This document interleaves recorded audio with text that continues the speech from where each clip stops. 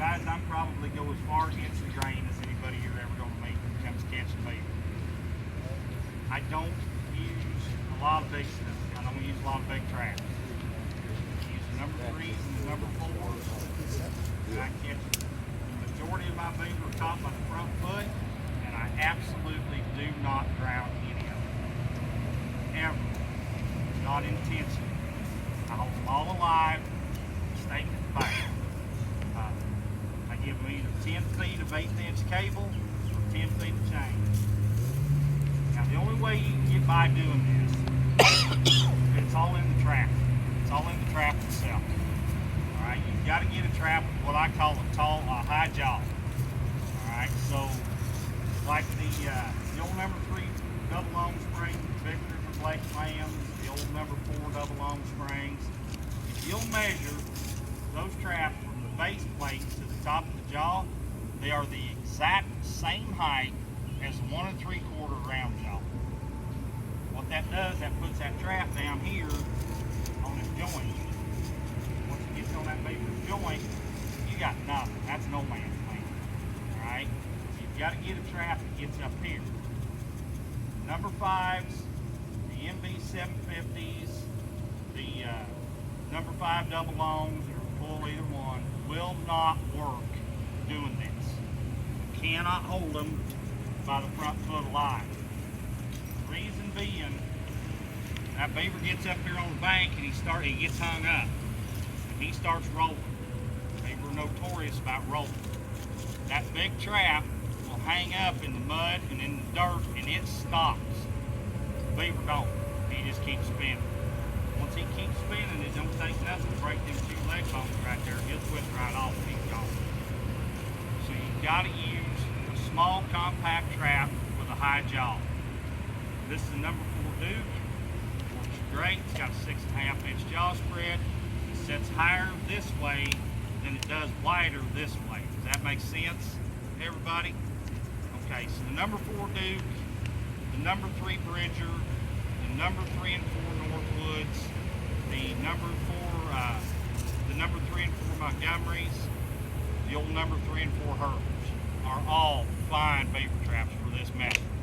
They work great. They've got high jaws, they got the levers come up pretty high to the corners, they hold the beaver plumb fine. The other secret to it is running about 5 pounds of pan tension. That makes sure that beaver gets up on that trap before it goes off, okay? 5 pounds of pan tension will also miss the majority of the raccoon. It will miss all the muskrats, other than if they dive off the mound head first. You know, a lot of force coming down that way.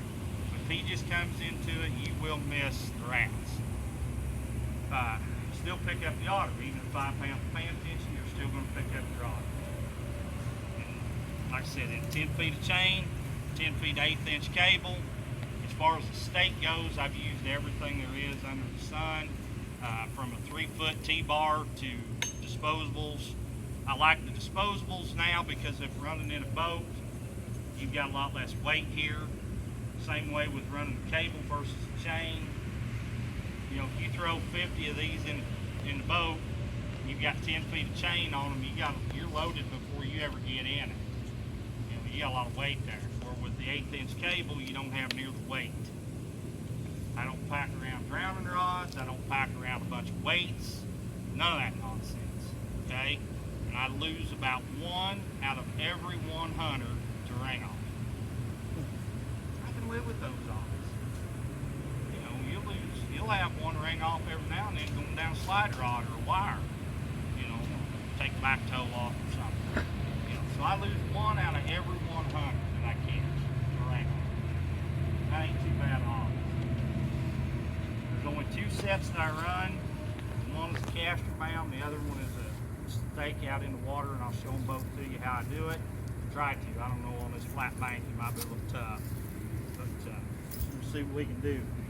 The other thing I like about this system, it lets me put a set in where I want to put the set in versus where I have to put the set in. Because I don't have to worry, do I have enough water to drown that beaver? I don't have to worry. 9 out of 10 of them you catch will be up the bank just as far as they can get the next morning, roll up in a ball sleeping when you get there. Okay? The other beauty of this thing is, now I've got a live decoy here on the bank. Okay, I've got another live beaver that's just milling around, and those other beavers pay no attention to it. So when but they're gonna notice him, but they just don't mind him. Okay, when you start putting beaver at the end of a slide rod or a slide wire or in a conveyor, when you start killing them, especially if you're working in a colony of beaver, it don't take long. Them other beavers set up and take notice pretty fast. They get pretty waspy. They dang sure can. I mean, I've had beaver lay up for as high as 7 days before they decide to come back out again. And so when you're putting these sets in like this, try not, you don't want them so they tangle up, but don't just put in one. If you've got room, you want 3 or 4 on that bank, because it's not uncommon to come up there and have 2, 3, 4 beaver tied up. I mean, within a nice little stretch of river or creek, or even on lake shore, because you didn't alert them. You didn't set them up. Okay? That's an important deal. You ever go to working on waspy beaver and they'll make you pull your hair out, give you heartburn, keep you up at night, cause you divorce, all kinds of crazy things. It's just not good. When you're working this way, you don't have to worry about that, because you haven't alerted them to anything. You just talk, and that's it. And I've heard all the crazy talk about how my beaver will get chewed up from the other beaver, and, bullshit. It doesn't happen. Okay? It doesn't work that way. And how do you know if that beaver was chewed up before you caught him or after you caught him? Ain't no way to tell. You just know he's chewed up. So what my experience is, that when I get one, when I come up to down through a stretch of river or a stretch of creek, and every beaver I've got caught is chewed up, and this very rarely happens, but once in a while you will. And what I've noticed there, when that happens, you've got one old dominant buck beaver running that area. Once you get him killed, it stops.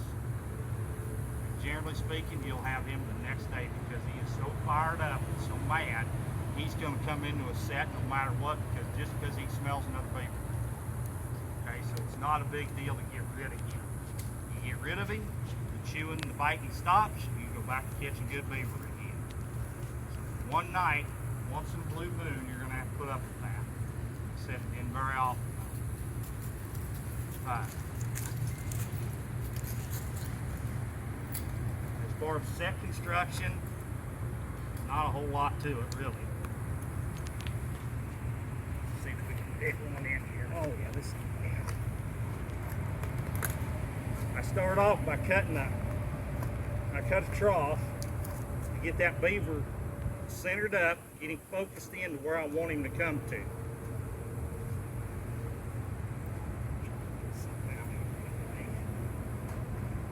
Make it just big enough for a beaver to get up into.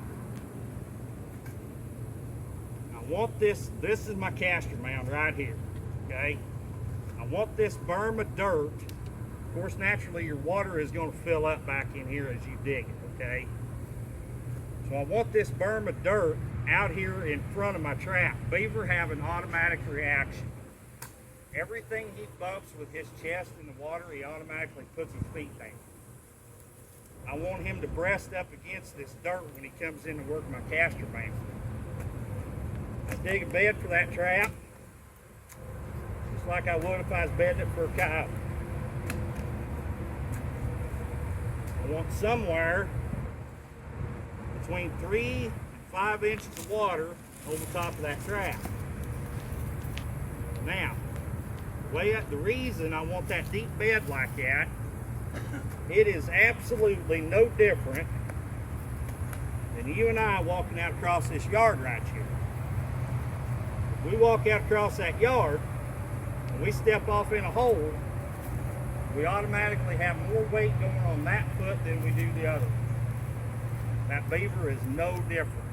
When he comes in, breast up against here, and his first step is off down here in this hole, he's got more weight going down on this foot than he does the other 3. Results in a higher catch.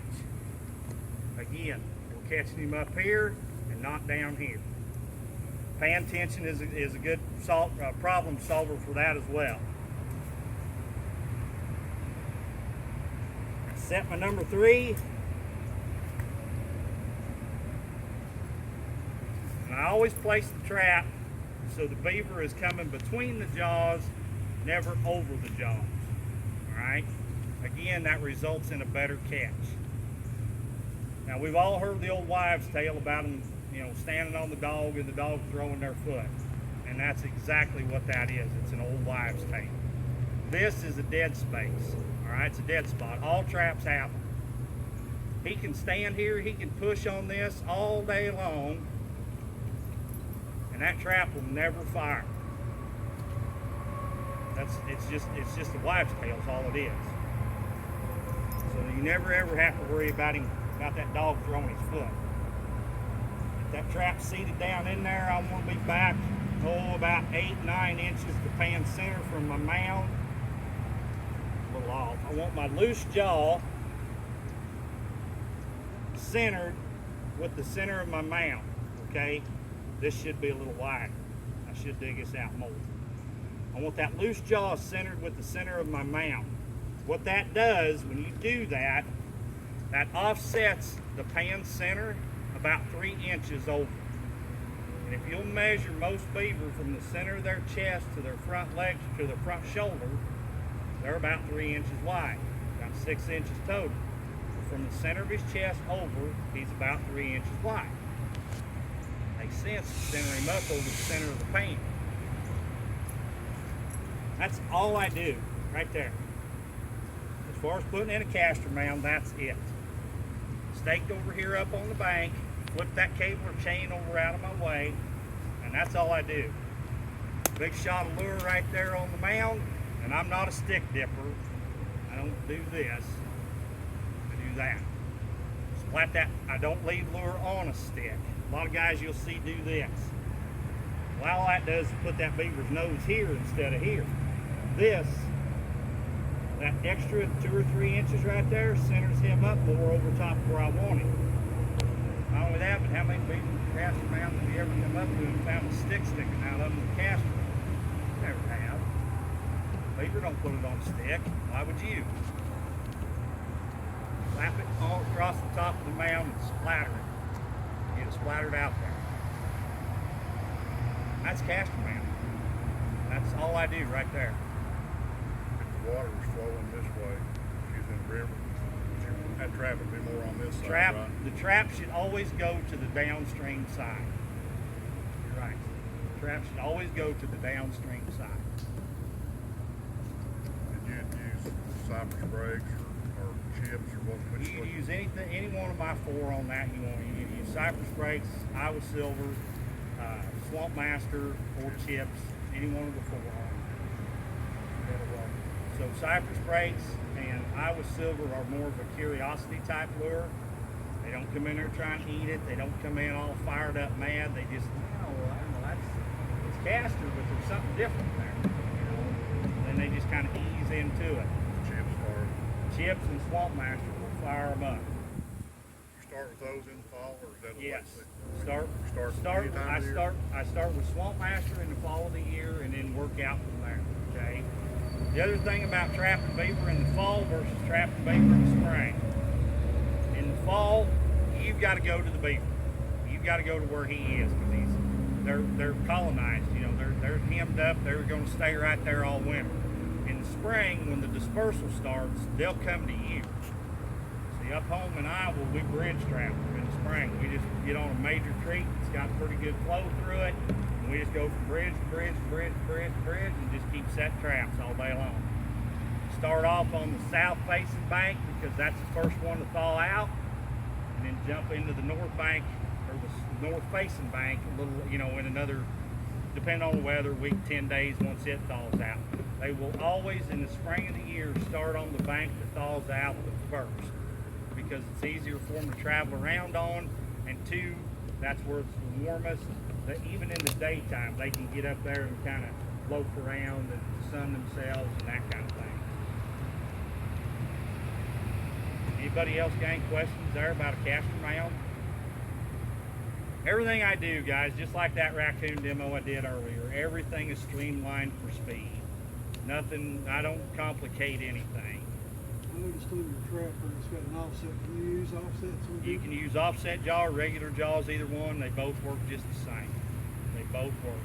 All that offset does is it lets the levers come up higher on the jaws. Okay? We tell everybody it's in there for animal comfort, but we're only fooling them and ourselves too. What it's there for is to get the levers to come up higher. That's all, and they both work just fine. Laminate, unlaminate, doesn't matter. Yep. They don't have to be. I run both and they both work just fine. And don't think for a minute that that small trap is not big enough to catch a back foot, because it will catch him plumb up to the hop. If he have, a lot of times you'll see where a beaver will come in on the upstream side. He might beach up there somewhere 4, 5, 6 feet up, or he might breach somewhere down here, walk the bank around, work the mound, and then go back in the water. Well, the easiest way for him to come back is down that trough that you cut.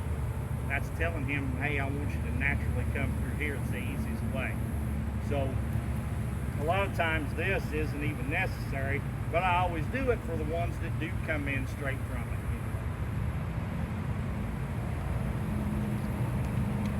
It's not a whole lot to it. It's just pretty simple, really. Like I said, I don't go to a lot of extremes. Everything I do is for speed. The more traps I can get out in a day, the more fur I'm going to catch the next. That's the way it is. Now, there's been some scientific study done on caster mounts. So you'll notice, all of us I'm sure have seen caster mount out in the wild, you know, that beavers made. Most of the time, it's got a little mud in it, but it's got a lot of decaying leaf matter in it too from off the bottom. Those dying, dead, decaying leaves give off a phosphorus glow. Beaver don't have very good eyesight, but they've got a heck of a nose. Don't think for a minute that beaver's cold nose, because he's darn sure not. Alright? That dead, decaying matter gives off a phosphorus glow. I think they use that a lot to help them see that caster mount before they ever smell it. Now, if you want to enhance that a little bit, all you have to do is go get some glow-in-the-dark spray paint and just give it a little shot across the top. The sun's going to charge it. Come nighttime, it's going to glow, and it will help pull beaver. It sure will. I'm not saying it's a necessity, but I don't think it's going to hurt it. Anybody got any questions? You ever double trap your sets or not? No, I don't. If you feel more comfortable doing it, then do it. You know, it's not going to hurt anything. I just don't. I've put so many of these in, I can almost put them in my sleep just like that. But yeah, if you feel more comfortable doing it, then by all means do it. Or if you've got a system that's working for you, then by all means just keep pouring it to them till it don't no more, and then do something different. You know, I'm not saying that this is the right or the wrong way to do it. This is just the way I do it, and if you choose to use this information, then great.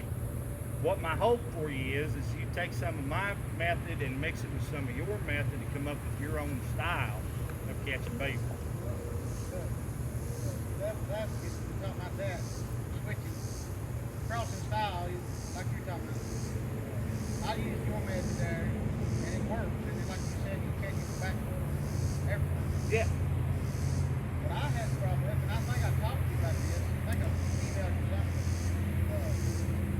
10-foot of chain on my river, most of the time, I say most of the time, 5 out of 10 beavers will wind up underwater wrapped up around the root. Yep. So, you know, you shorten the chain. Right. Right, yeah, if you're I working... used 5. I went to use 5 because that's what I had most of, and I didn't want to buy all these. Yep, so I kept mine at 10. Now you can, I've got some of these that I've cut at home that I went ahead and I cut them in half here again. I center swivel just for that purpose.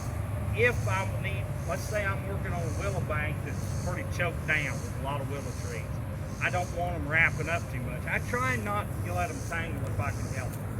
All right, because if you get them tangled up, you're just asking for problems. So go ahead. ahead and shorten them down to 5 feet if you have to. Johnny Thorpe's famous beaver trap, or his favorite beaver trap, was a number 2 Northwoods on 2 feet of chain. Now he was packing back into the Adirondacks, so he was doing it for the weight of it all. That's why he was running number 2s on just 2 feet and catching them by the front foot. Guys, there's nothing chiseled in stone. Okay, this will work no matter how you want to use it. If you stop and think about it, the old mountain men that came through when they first settled the West didn't have slide rods, they didn't have cable, they didn't have drowning wires, they had traps and they had chains. And that's all they had.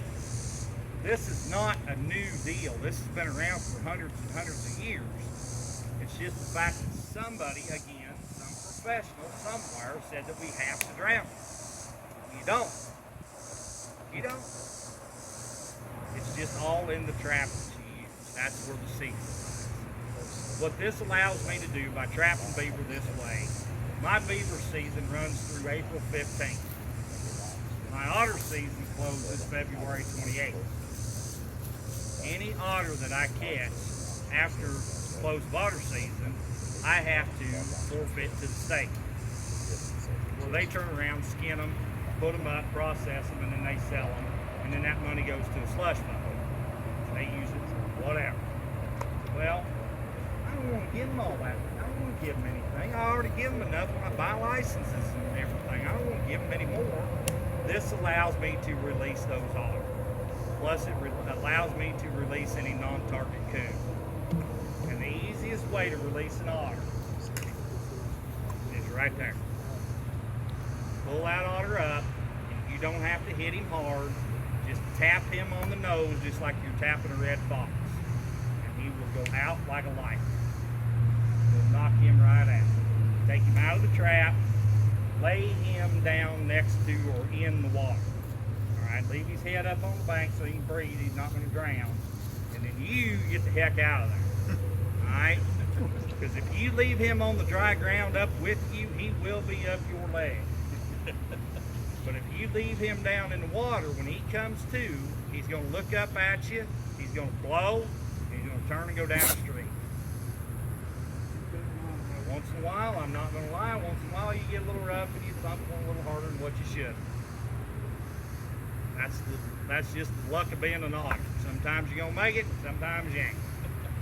But it's a whole lot better deal if I can release that otter versus having to turn him into the snake. Just a lot better deal. What's your limit on otter an hour? 3 otters. 3 otters. 4 miles south of me, as the crow flies over the Missouri border, I can catch a truckload. Same way with cats. I'm allowed 3 cats. But I cross that border, I can catch all the cats I want to catch. But you know, they don't know where the border is, Steve. No, that's the same Missouri will stay on their side, and I will stay on their side. At least that's what the biologists tell you. You know, just like they tell you. That line in the river that I'm crossing into. No, they're smarter than that, Colt. Give them some credit. My goodness. It's like at home they'll tell you a bobcat don't eat a turkey. They don't eat deer either. All they eat is rabbit or mice. They don't eat small game. Dadgummit, get that right. They eat mice and ground nesting birds, and that's it. Sparrows a lot of times. Wherever them turkeys are roosting nights is where bobcats. Bobcats know where that's at. No, that turkey just self-combusted. That's why you found all them feathers out there. He just blew up on his own. That cat didn't have nothing to do with that. Anyway, guys, that's how I put in a caster, man. That's the way I catch the majority of my bears. When you dispatch a beaver, you typically shoot him, knock him in the head. I shoot him 22. Do you ever have a problem like you're like a calling, shooting one, the rest of them get real jumpy real quick? So the only time I've ever had a problem with it is when those beaver have been fooled with before. I used to trap down southeast Arkansas in January quite a bit, and yeah, I ran into it. You know, I remember we had a colony down there that one time. There was a lodge in there that was, I'm not joking, that lodge was big enough to park a D7 cat on it and had room to get a full-size pickup beside it. I mean, huge. When we went in there, of course, me and his partner, we're laughing and joking and setting traps and carrying on. 7 days. 7 days, them beaver never moved. I was starting to develop complexes. I mean, I'm not too shabby of a beaver trapper, you know, or I don't think I am. Finally, that last day, I said, hey, we go in here today and we're quiet as church members. I said, do not say a word. Don't, nothing. We're going in here silent. Lo and behold, we go in there that day. We got 5 great big ones tied up. And I mean big beaver, all of them. There was no kits, there was nothing, no small beaver around. Well, we found out later, them beaver had been harassed. They had dynamited the lodge, they had set it on fire, when we skinned them beaver, a lot of them had double-aught buckshot under the hide, laying in their back. They had been harassed. And when they heard us go in there talking and driving stakes and this, that, and the other, it set them up. So yeah, it's hard to figure out until you figure it out. You know, so it'll make you pull your hair out until you do sometimes. But generally speaking, no, I don't have any problem with that. That's the biggest problem most guys make they cause it themselves, in my opinion, because they go into a colony and they don't set it heavy enough to begin with. Right? Usually on a colony of beaver, there's somewhere between 6 and 9 beaver in that colony. So set enough traps to catch 6 to 9 beaver the first night they move. And then you just take care of the problem all one shot and you're done.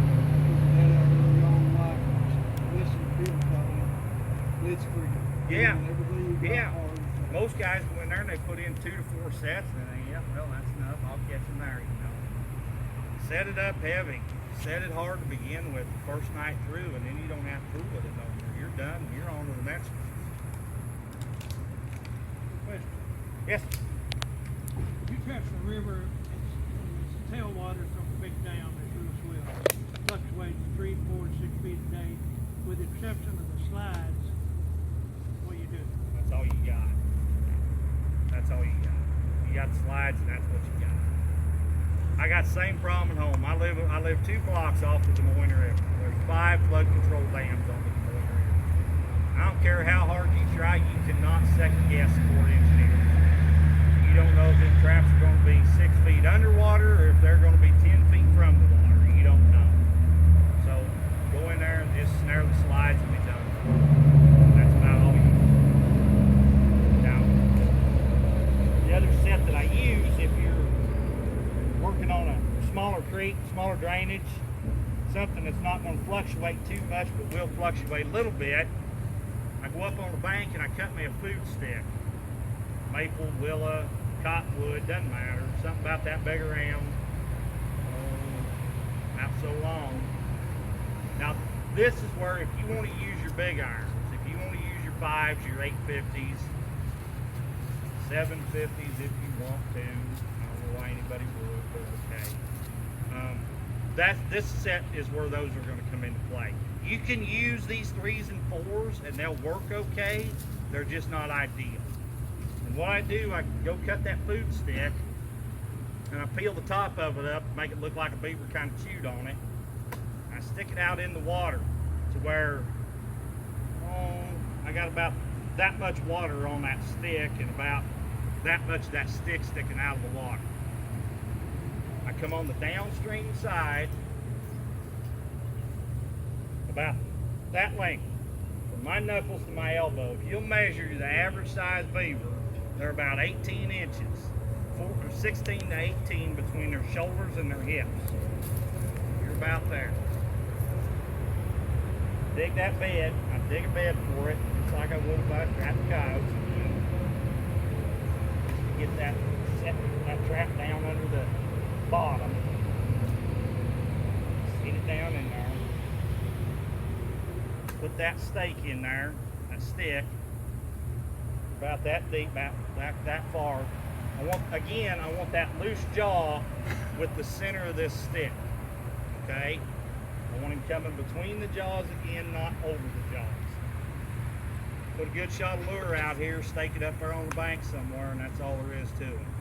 Beaver comes down the creek, sees the stick, smells the lure, turn around, come back.